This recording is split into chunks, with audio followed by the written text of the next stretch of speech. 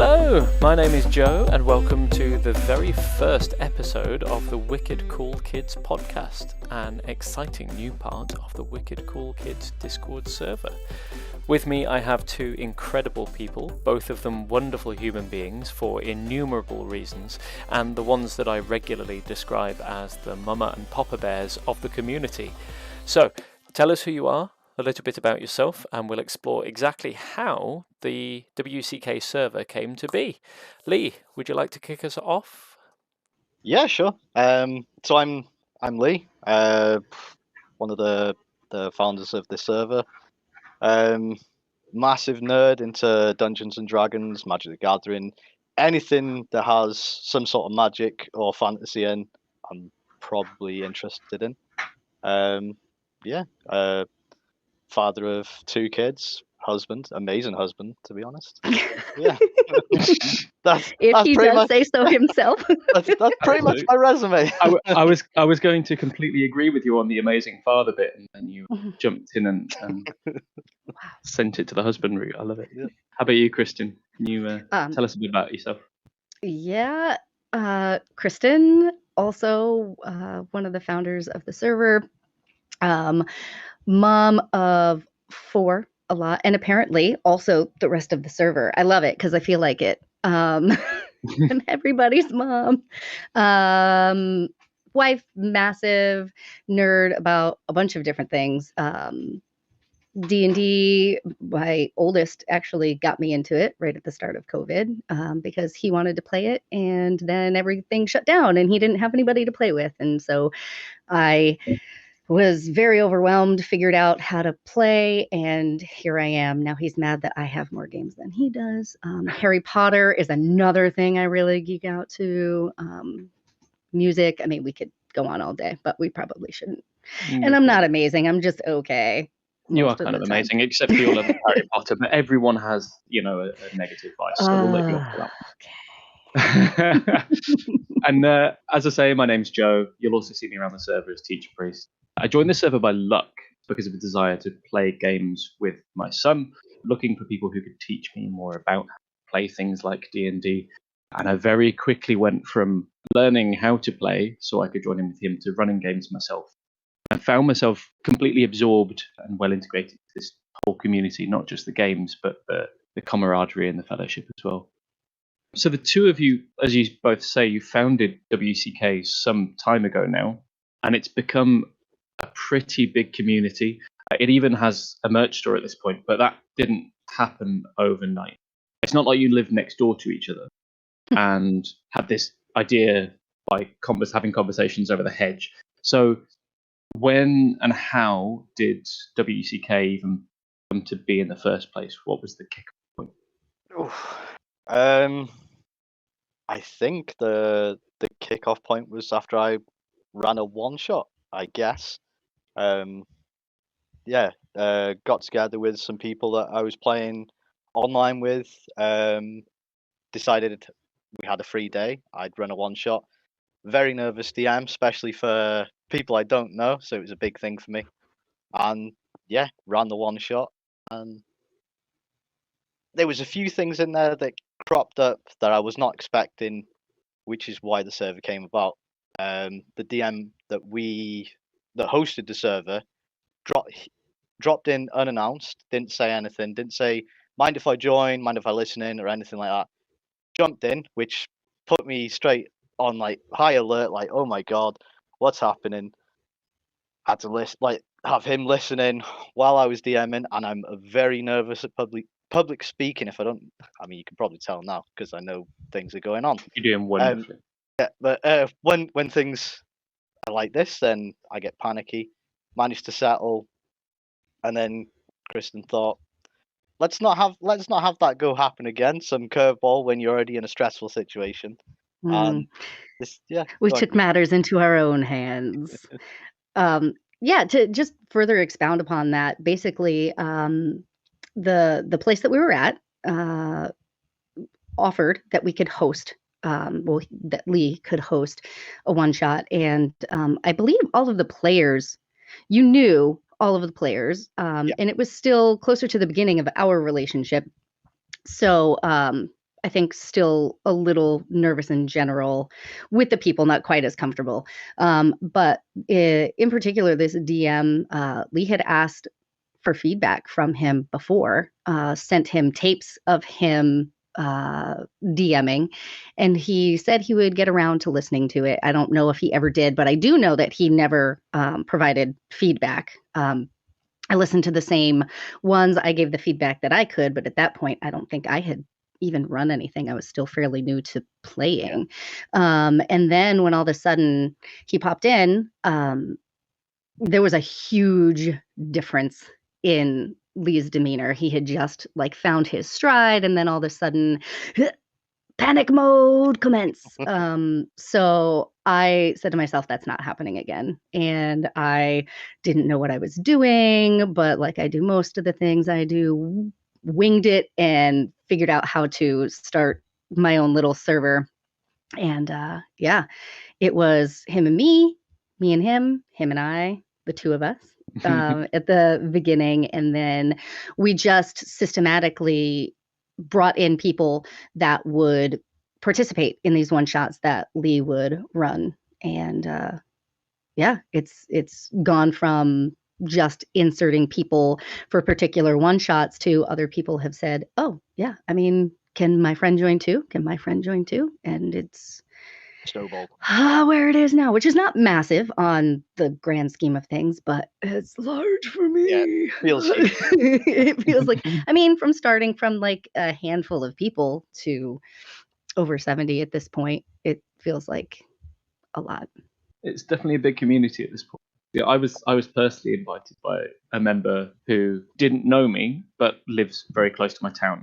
Like I say, was trying to get into tabletop games like D&D so that I could play with my son. And I put out this plea on Facebook when a local store closed down just as I found it, saying where I can find out more. And one of the members of this community reached out, said, hey, I know this great group of people. You'd be welcome. And I was really lucky in that way. But as you say, you started off inviting people that you knew and growing the community that way. But how have you encouraged the growth, going from like a few people that you started off knowing personally and then allowing members to invite people themselves? How have you encouraged that sort of thing, or was I just super lucky with the person that I was invited by, or how did that evolve? Sometimes my anxiety takes over and I'm like, no more new people. I can't handle any more new people. But in general, as soon as somebody as soon as somebody asks, can I invite so and so, or oh hey, I saw this person on Facebook and they had this story behind it, and I was thinking that we could be helpful to them.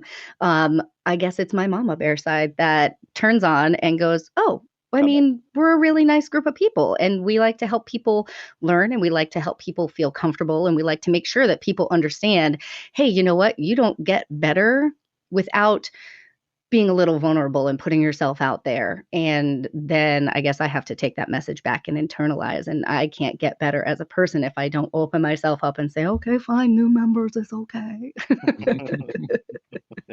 Lee is much nicer than I am. He actually sees people on Facebook going, I had this really bad group that I was playing with, and you know, whatever the story is. And he's like, I think that they would do really well here. Yeah, and I'm like, just okay, come I in and guess. sit down, take a seat, and yeah, just settle yourself in, and we'll have fun. Yeah, he's our mayor. that's a good description. And I think that attitude is sort of contagious. You know, myself, I've invited a couple of new people more recently, and hopefully they will fit well. They seem to be. But as I've learnt myself, with a lot of guidance from the two of you, it's a lot of commitment to organise and run games. Inviting new people is great, and it expands the community, and it means more players, potentially more DMs as well. But it's a lot of commitment to do it, and keeping that going is really admirable. And this thing has grown way beyond that, where individual members are offering to start things or to instigate things.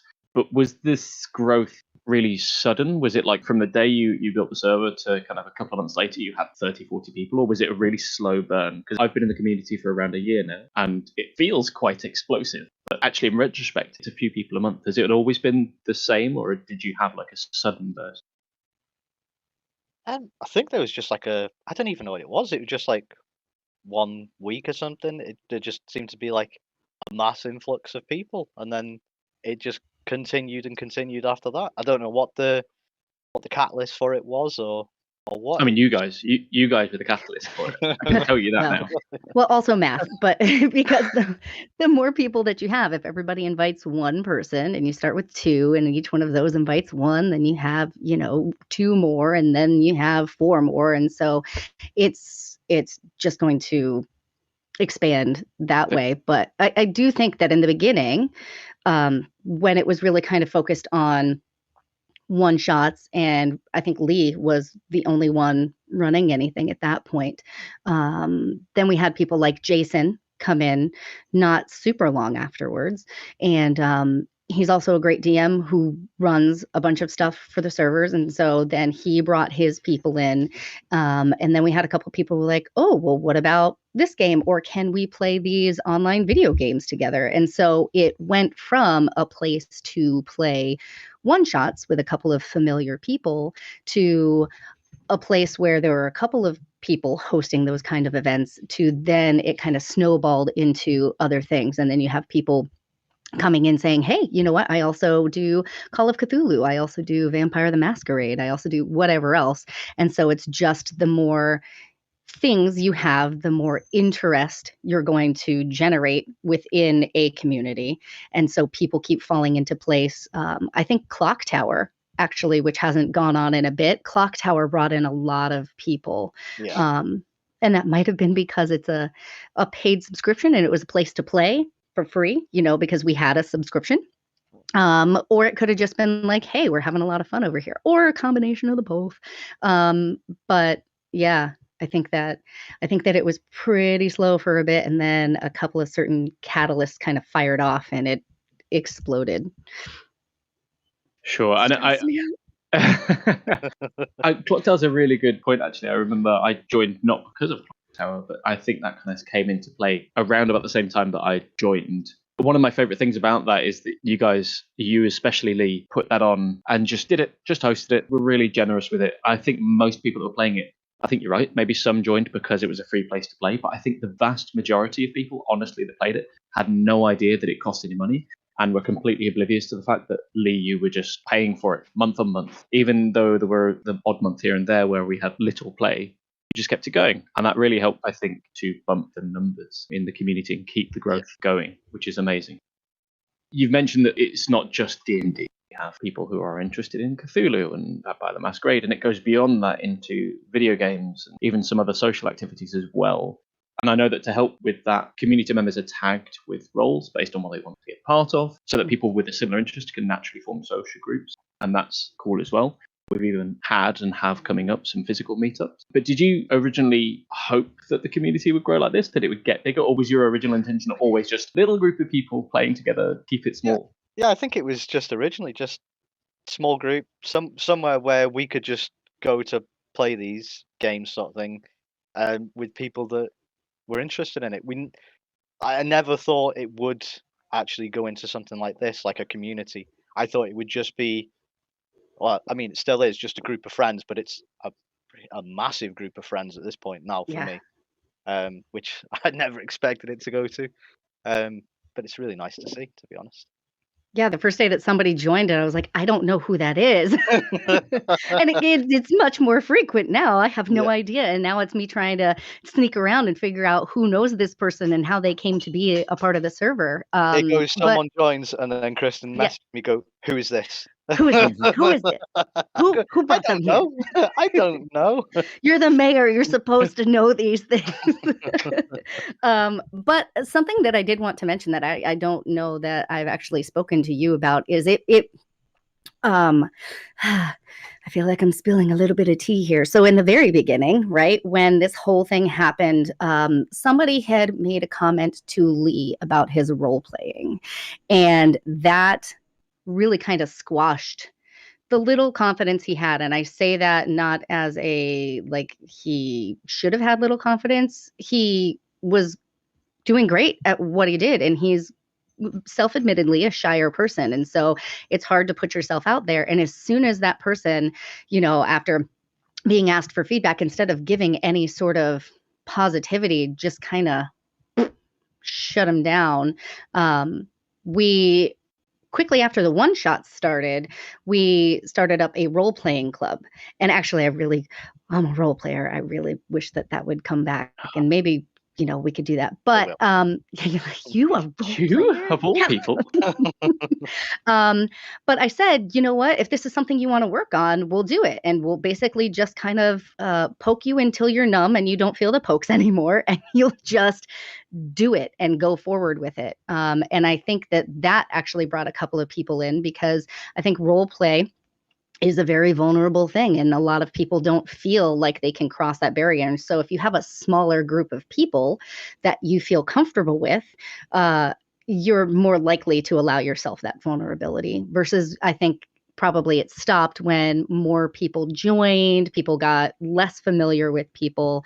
But I think there are several of us. There are some of us who don't care who they role play around, but there are some of us who have actually been poked to the point of being numb, and I think will role play with some other people. Like, if I just have one person that I'm comfortable with, we can attack this together. Bring back role play club. I think that's a great idea. I mean, I was really fortunate enough. My very first ever game was run by you, Lee, and Kristin, you were in it, along with a few other of the better RP members of the community. And I, within about 5 minutes of joining, realized just how free and flexible everyone in the game was. So I was as well. And it was kind of in at the deep end, trial by fire. And afterwards, I was like, oh, I'm so sorry if I was too much. And everyone was supportive. Having like that small group really helped. But also just having that trial by fire, having so many people here who are fantastic at it, who are supportive, and even those who aren't very good at it still give it a go and still support the others who do it. There's almost no judgment on this server, almost any of the time, which is incredible. I think that's a big thing, because a lot of the people who are good at it will encourage other people to do it. And I know with me, people would say, you're good at XYZ. And I said, it doesn't matter. I'm playing my way and you play your way. And just because somebody's really good with this doesn't mean that you need to even measure up to that, right? Many times, just try it. Who's going to laugh at you if you try a British accent? And well, I mean, you guys don't have to try, but me, sometimes I have to try. But if you try and you fail, so what? So what? At the end of the day, so what? And so many of us have that same look, right? And so you bring that to the people who are like, oh, but what if it sounds wrong? What happens if I start French and all of a sudden it goes German? Okay, then you start French and it goes German. And then you have some sort of either reason for that in your character that you can play with. I was actually talking to my son about that, and it was specifically about a British accent. And he said, sometimes it kind of transforms into something else. And I said, people aren't a textbook accent, right? We come from all over. Each individual person is kind of this melting pot of linguistics and accents and language. And it's okay if you are French and all of a sudden you said a word in Italian, because that happens in real life. It is. And so having so many people encouraging other people to just try it has fostered, I think, a lot of positive change. I think that, Lee, you can probably see that in several of your games, right? And I know that a game that we play with Jason too, his partner was super shy and has come out of her shell magnificently, just because it's more encouragement. Like, hey, we're a group of friends. Like, nobody's here to judge you. And if they're here to judge you, they don't belong here. And we will take care of that, mama and daddy style. You go to the timeout corner first. And if you don't learn your lesson, you're just going to have to leave. I'm sorry, because I don't want any of that negativity in this space.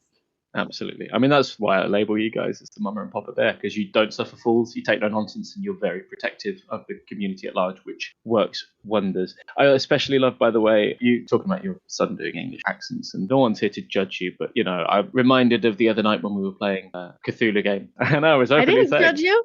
You didn't judge me. It was wonderful, because I openly admitted, I've been giving the Boston accent a little go, and you immediately went, oh my God, please stop. not in a how dare you or judgmental way, just in a, because you knew we were gonna slightly take the mick out of it. It was more of a fun part. Personally, I just don't love the Boston accent, and I mean, live too close to it to I listen know. It's to all it the more wonderful sometimes. to all the more But I give wonderful you a to really sort of, great piece of feedback that it's not yeah, coffee because you that's did. New York. It's coffee, which is Gaff, yeah. Boston, right? You got to drag. So Yeah. It was learning. great. Yeah, that's it. I brought it up. I said the wrong. I said, like you say, coffee. No, it's Right. coffee. And then we had to do the pack, the ka, and Harvard Pack Yard. the car. Yeah. Yeah. You got it. You're great. I loved it. Nailed it. Thanks. Next time, just bring the accent. It's the best thing. I think I remember when I very first started DMing here, because I went from being a player to DMing fairly quickly because I wanted to be able to do it for my son. So in at the deep end again. And I chose my players basically first come, first served. I'd already chosen the accents for all of my NPCs, and it just so happened that one of them was going to be Scottish, and then first player in was Scottish. And I immediately was like, oh God, he's going to hate my accent. He embraced it. He loved it. He thought it was hilarious. And that, I think, most of the time in an environment like this, where we're supportive and help each other, most of the time you give it a go, you're not going to offend anyone. At the worst, they're going to find it slightly funny.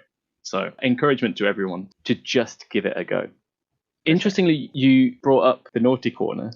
So bigger communities always experience problems. The bigger it is, the bigger the disparity between people's feelings and opinions and general mindsets. And you have both always been very vocal about shielding your members and protecting the community. To join the Wicked Cool Kids server, new members have to read and react to a message. It includes the statement, "We strive to ensure that the community is a safe and enjoyable space for all of us." And it goes on to touch on things like mental health, fair play, and other similar topics. How have you managed to keep the community so harmonious? I think because everybody is here for the same reason, it just works. Like they know that they can come here. They don't have to have like that worry or fear of like somebody poking fun at them or anything like that. Or if they're not having a good day, they know they can talk about it and people will listen and offer advice or any help that they can.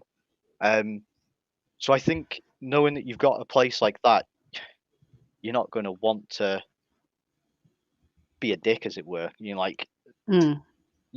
want to strive to make it a good place because you yourself enjoy being there. So that's how I feel it sort of works.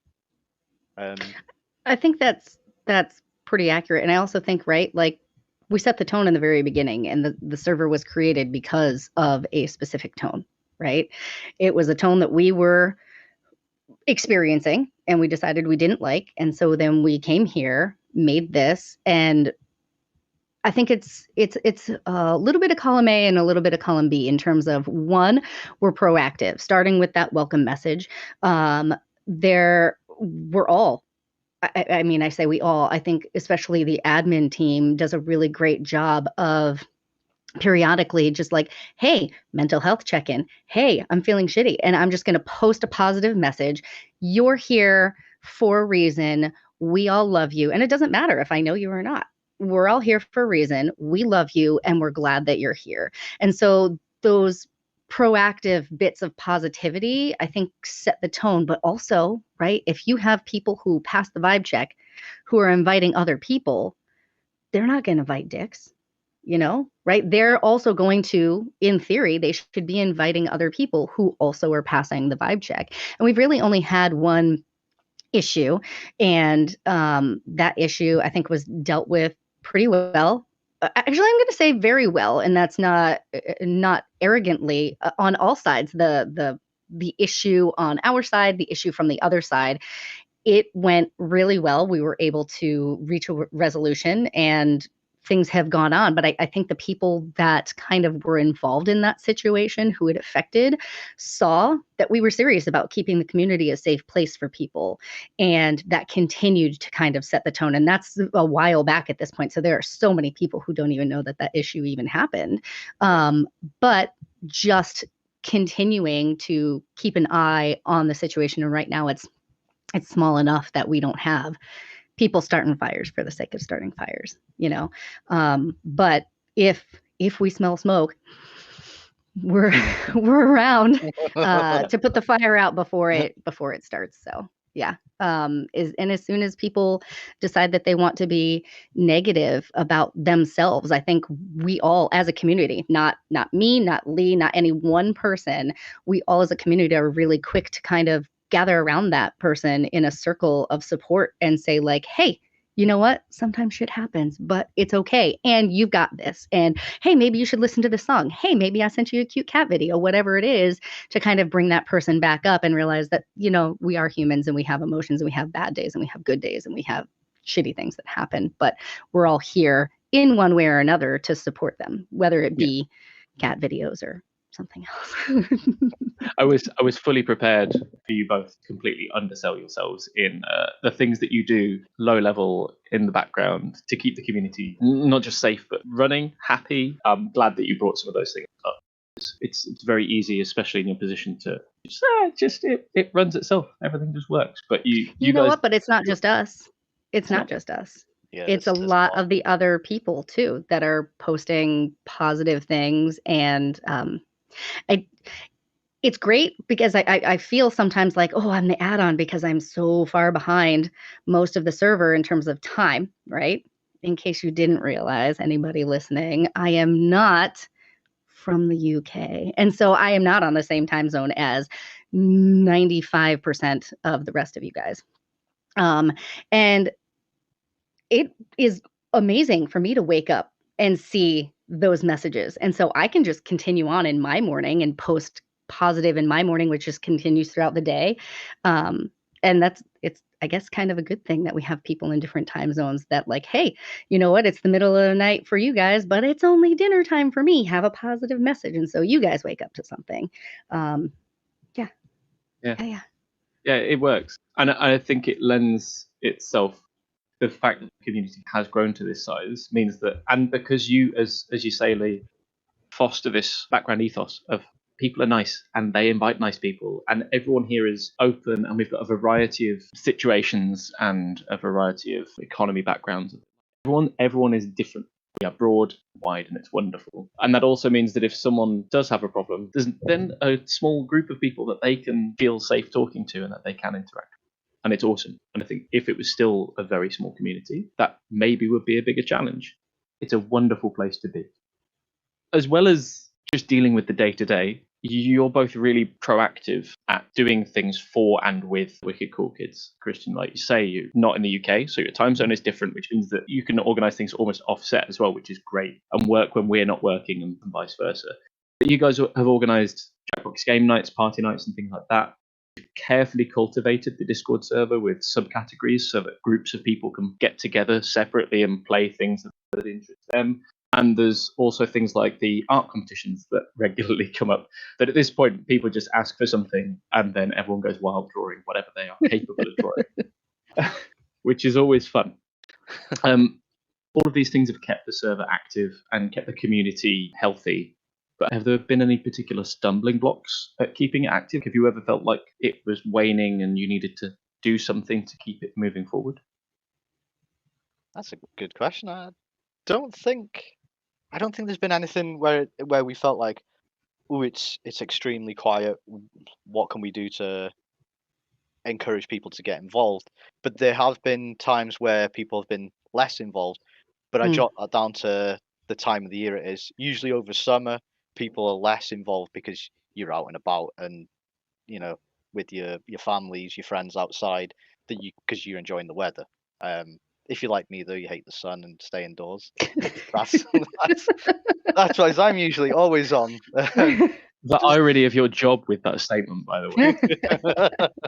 Yeah. Your outdoor job. Yeah. Mm-hmm. Yeah. So I just think there's just been that, and yeah, I don't think we have actually hit anything that's really stopped us going forward or having a lot of active members. I'll be completely honest. There are times where I'll see like, oh, hey, we posted this one-shot event and then nobody wants to join it. Or, hey, I posted this really positive message and nobody reacted to it. And sometimes I get inside my own head, and those are my own issues. Absolutely nobody else is responsible for making me feel any sort of certain way. But absolutely, that can affect me personally. That doesn't mean that I don't keep trying, because then I'll go, oh, Lee, everybody hates me. And he's like, why are you acting like such a fool? That's not true. And I'm like, well, it's a little bit true, but nobody liked this. And he goes, okay, so maybe people are busy. And I'm like, oh, fine, bring logic into it. It's fine. And then, he'll do something like, I'm just going to post a silly song for everybody to listen to. And it kind of brings people back. It just, it always kind of ebbs and flows. And especially, again, for me, being on a different time zone, sometimes I'm like, everybody should be active. Where is everybody? And I go, oh, it's dinner time for them, or it's people are still at work, or it's bedtime, right? Sleep is for the weak. But, yeah. Yeah. But we keep trying, because, and inevitably, I'm going to say like 50% of the time, what winds up, well, I'm sitting in my own puddle of mope over here. Somebody else will post something, and then it starts the fire. It stokes it back. So it's never like it's in a lull for a grand period of time. It always people are very supportive of each other's games as well, I've noticed, because time zones are one issue, but also things like whether you've got kids or not makes a difference. I personally find it difficult to play before 7:30 because I want to get the kids into bed and so on. And there's been plenty of times when a one-shot has been posted and I've been like, I probably can't play this because... And as long as I'm honest, then very often the timing can be adjusted. Yeah. Or I can be invited to a second session, which is exactly what happened with Cthulhu. So yeah, sometimes it can feel disheartening, I guess, on both sides when you're trying to organise some things, and also like me when I'm trying to participate. But it always seems to come round in the end. Do you see anything in particular in Wicked Cool Kids' future? We've obviously started doing this. There's a few other things on the boil, but is there anywhere you want it to go, or anything you imagine it progressing to? Or are you happy just riding the wave and keep doing what you're doing? Taking over the world, next on the calendar. Does that make Kristin Pinky and you're the brain? No, I think it's the other way around.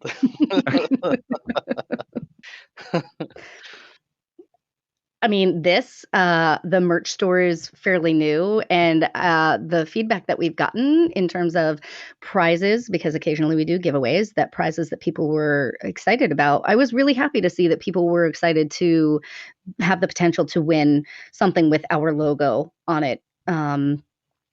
And it's really kind of cool. I mean, I even know this person who went and got it tattooed on their body permanently.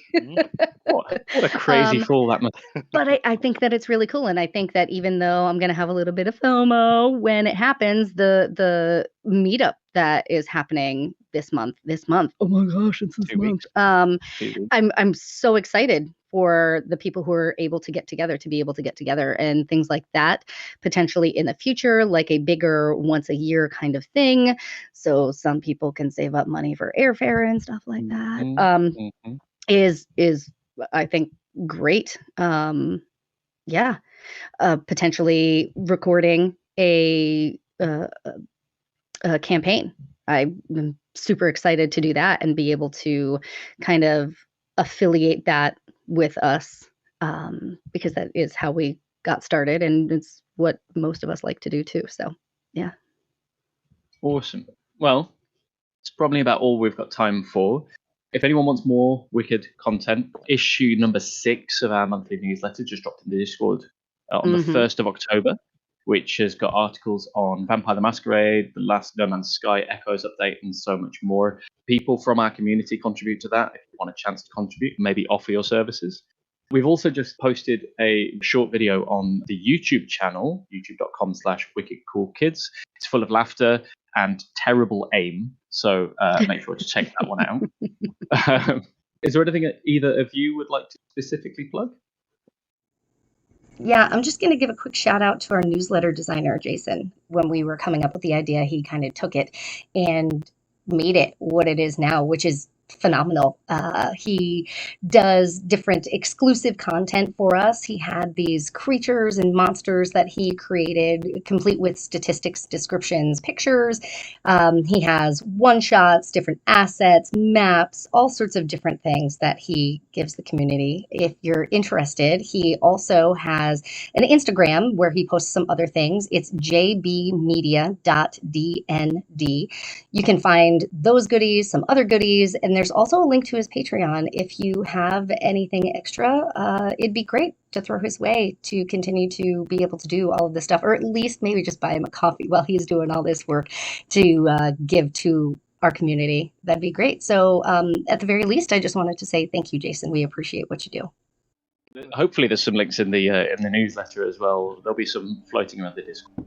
Yeah. And if you lovely people would like to support the community and help us with things like the giveaways that I mentioned and so on, why don't you head to redbubble.com/people/wickcoolkids. We'll put links everywhere for some physical merch. Or we've just opened patreon.com/wickedcoolkids for digital treats as well, including some of the assets that wonderful JB Media has put together. So thank you, Kristin and Lee, for chatting with me. It has been great fun for me. Thank you, all of you, for listening. And if you can't be cool, be wicked. See you next time. Thanks, Joe.